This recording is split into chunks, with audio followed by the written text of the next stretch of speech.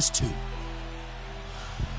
The NBA announced a program to address the relationship between players and refs. There are 5 main points, which includes the refs conducting meetings with all 30 teams before the All-Star break and re-emphasizing the respect for the game rules. Jalen, do you think that the two sides can actually fix their issues this season? I think they can. I think they will. There hasn't been a major spike in the number of technicals, the number of ejections as we've seen in the past. It's just behavior of players is much more demonstrative. And I have a couple of theories. One, the NBA has created so many stars that each player feels like they should get star and superstar treatment. The second thing, there's so much testosterone happening during an NBA game. You need to take it out on somebody. We used to yell at each other.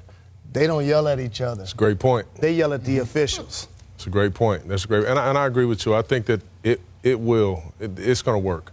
Just to be able to bring the attention to it, bring both sides together and say, listen, what do we have to do here? I like that y'all have my guy Sheed on there a couple times. Sheed! One of my favorites of all time. It wouldn't work with Sheed, that's for dang sure.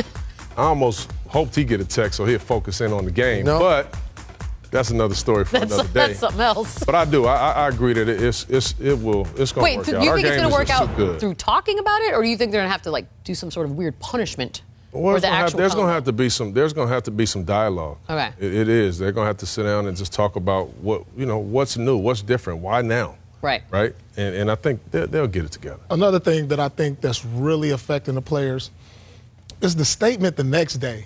When they come out with this statement like, oh, this should have been a foul that wasn't called the night before.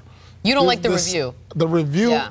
Because like me as a player the last couple of years, when I seen the review and I heard about it, I was like, that cost us a game. So now I'm angry and I'm like, man, these refs, you know, what's going on? You don't even want to see that as a player. You're like, I knew I didn't foul him, but it cost us the game. And now it's confirmed. And now it's confirmed. Yeah. You know, I think that angers the players more, angers the player attitude towards the ref a little bit more.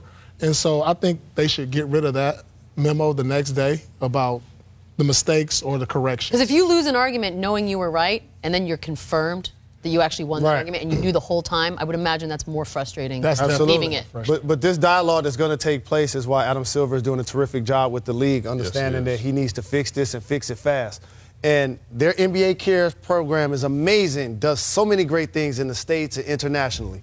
But I wish fine money and tech money that occurred by a certain team stays in that community. Absolutely. Then at the end of the year, that team shows up multiple places with a big check and give it back to the neighborhood. I was rooting for you guys to win the championship, but also would have been rooting for you guys to get those technicals like Rashid, Ben, you and Rip were getting. And imagine if y'all could have presented that to the neighborhood. Well, guess what? We were in the top. It was 5 of us in the top 7.